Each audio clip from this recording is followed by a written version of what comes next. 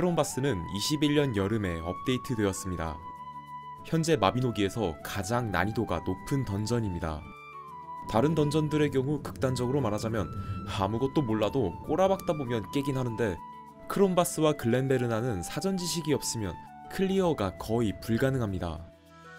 선행 퀘스트는 잔잔했던 일상에 일렁이는 파동입니다. 종합 전투 스킬 1500 이상이면 진행할 수 있습니다. 스펙컷에 대해 얘기를 해보자면 솔직히 딱 집어서 말하기가 애매합니다. 주딜마다 맥댐도 다르고 내실도 많고 복잡해서 명확한 기준이 없습니다. 간단하게 사견을 말씀드리자면 울라베테랑 10에서 15분 정도면 적당할 듯 합니다. 자세한 건 주변의 고인물에게 여쭤봐주세요. 주딜뿐만 아니라 다른 스킬들도 필요한데 크롬바스는 인연격이 매우 효과적입니다. 인형술의 홀딩, 연금술의 플레이머, 격투술의 단일딜 때문인데 크롬 30에서는 필수까지는 아니고 나 없는데 안되는 건가? 라는 생각은 안 하셔도 됩니다. 그래도 레인 캐스팅은 반드시 필요하고 체인 스킬과 윈드 블래스트도 거의 필수니까 이 두 개 정도는 챙겨두셔야 합니다. 이 외에도 응급처치, 그림자 은신이 있으면 좋습니다. 던전 내부에서 부활 방법이 많이 제한됩니다. 포션은 30초 쿨타임이 있고 일부 지역에서는 포션 사용이 금지됩니다. 중간에 팬텀이 나와서 딜링도 일부 제한됩니다. 크롬바스의 브리에를 통해 입장할 수 있습니다. 주간 입장 횟수 10회 제한이 있습니다. 보상으로는 아다만티움 코인과 여러 인챈트, 심술난 고양이의 구슬이 나옵니다. 먼저 주의해야 할 몬스터부터 말씀드리겠습니다. 얼어붙은 카리는 젠되면서 장판을 생성합니다. 카리 주위로 깔린 이 장판은 장판이 몬스터의 방보를 크게 올리기 때문에 관리를 못하는 순간 아주 귀찮아집니다. 카리 젠 후 스킬로 장판을 까는 형식이라 젠 직후에 스킬을 못쓰게 하면 됩니다. 스피닝 슬래시, 마나 블로케이드, 라인 포스로 막을 수 있습니다. 만약 장판 관리에 실패한다면 프라가라를 키고 몬스터를 모아서 플레이머로 잡는 게 가장 효과적입니다. 아니면 그냥 어떻게든 잡을 수도 있긴 합니다. 크롬 30은 연금술이 필수가 아니라 세팅 없는 사람도 많고 난이도도 낮다 보니 어떻게든 잡는 경우가 많은 편입니다. 팬텀은 몽라비와 똑같이 펫 소환을 막습니다. 멜시디아풀은 중간중간 나오는 몬스터인데 잡지 않아도 던전을 진행할 수 있지만 광역 스킬을 쓰다 보면 어느샌가 죽어 있습니다. 크게 신경 쓰지 않으셔도 됩니다. 맵 외곽에 보면 종 같은 게 있는데 인스가독이라는 몬스터가 이 종을 울리면 몬스터가 추가로 젠됩니다. 우선적으로 처치해두는 게 좋습니다. 이외의 몬스터는 특별히 기믹이랄 게 없으니 그냥 잡으면 됩니다. 입장하면 이렇게 주변을 막고 있는데 이 안에서는 인식이 안되니까 버프 돌리고 정비하시면 됩니다. 파티원 중 아무나 클릭하면 바로 사라집니다. 오른쪽 위를 보면 게이지가 3개 있습니다. 추격자와 크롬바스 정보는 무시하시면 됩니다. 간단하게 설명만 하자면 추격자는 일정 확률로 몬스터가 추가로 젠되고 크롬바스 정보는 맵 디버프를 방어합니다. 어둠의 에르그는 던전의 난이도입니다. 수치에 따라 몬스터의 스펙과 클리어 보상이 바뀝니다. 안전지대에서 나와 몬스터를 잡으면 됩니다. 몬스터 젠은 3번인데 3번째 젠에서 카리가 나오니까 미리 준비했다가 끊어주는 게 좋습니다. 카리는 맵 중앙 쪽에 젠됩니다. 몬스터를 다 잡으면 장판이 나옵니다. 다음 방으로 이동하는 장판인데 장판 색으로 어둠의 에르그 수치를 조정할 수 있습니다. 빨간색은 증가, 노란색은 유지, 초록색은 감소. 크롬 30에서 1번 방은 초록색입니다. 2번 방, 마찬가지로 몬스터를 잡으면 됩니다. 방 크기가 1번 방보다는 작습니다. 장판은 초록색 뿐입니다. 3번 방으로 이동하면 흑백이 되고 포션을 먹지 못합니다. 이제부터 보스와 기믹방을 제외하고는 계속 디버프에 걸립니다. 3번 방의 몬스터 젠은 2번입니다. 두 번째에 팬텀이 젠됩니다. 클리어하면 장판과 함께 영혼 NPC가 나오는데 말을 걸면 랜덤한 버프를 얻을 수 있습니다. 3번 방은 초록색입니다. 4번 방은 시민 구출입니다.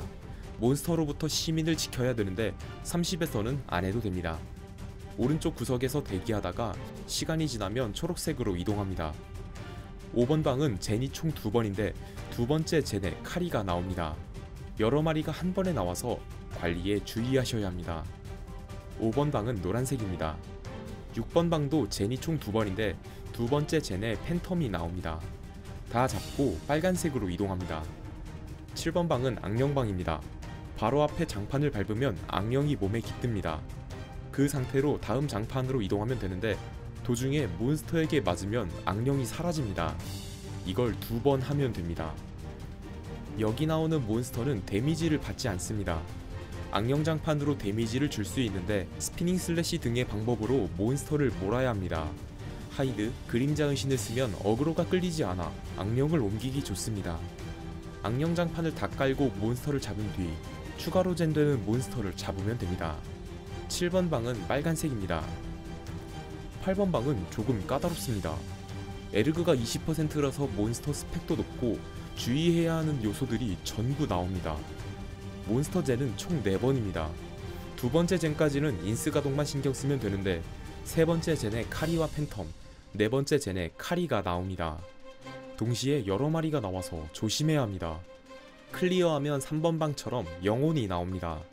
영혼 버프는 중첩이 되지만 다른 버프를 받으면 기존의 버프는 사라집니다. 장판은 빨간색입니다. 9번 방은 마지막 보스입니다.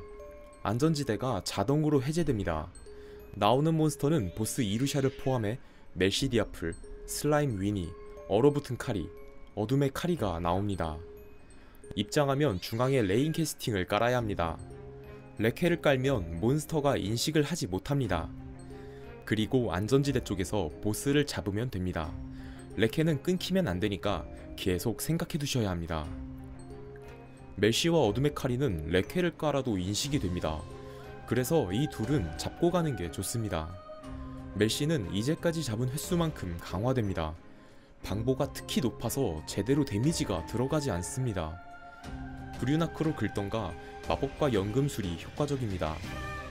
멜시와 어둠을 안 잡고 구석에 몰아넣는 방법도 있습니다. 중간중간 다른 몬스터에게 어그로가 끌렸으면 레케 범위 밖에 있다면 밀어넣고 위기 탈출로 어그로를 풀면 됩니다. 이제 보스 패턴입니다. 장판은 계속 나오고 맞으면 큰 데미지와 죽음의 낙인 디버프가 걸립니다. 이 디버프가 이중첩이 되면 즉사합니다.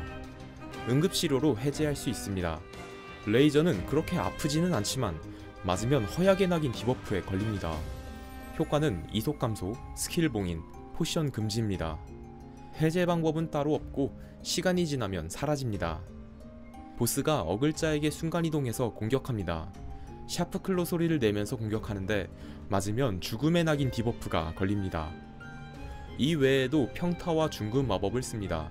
그래도 보스인지라 제법 아픕니다. 보스 피가 90% 이하로 떨어지면 기믹을 시작합니다. 마법소치 끌어오른다는 문구와 함께 카운트를 시작하는데 카운트가 끝나면 캐릭터가 변신합니다. 변신 중에는 스킬을 사용하지 못하고 일부 무기군은 평타도 막힙니다. 보스피가 75%, 50%, 25%가 되면 문구와 함께 보라색 게이지가 나옵니다. 게이지는 타수로 깎을 수 있습니다. 시간 내로 깎는데 실패하면 전원 즉사, 성공하면 딜 타이밍이 생깁니다. 이때 펫도 소환해서 공격하면 좋은데 봉제 인형을 들고 있는 파트너가 효과적입니다. 마법솥 카운트 중에는 타수 패턴이 나오지 않습니다. 타수 패턴 체력에서 카운트가 끝나면 변신하자마자 바로 타수 패턴을 시작하기 때문에 이 점은 조심하셔야 합니다. 현재 마비노기의 최상위 던전이라고는 하지만 30난이도는 그렇게까지 어렵지 않습니다. 보상으로 나오는 아다만티움 코인으로 나이트브링어 무기군의 재료를 교환할 수 있고 비싼 전용인과 심고군은 억이 넘어가니까 어차피 안 뜨지만 꾸준히 시도하는 게 좋습니다. 끝!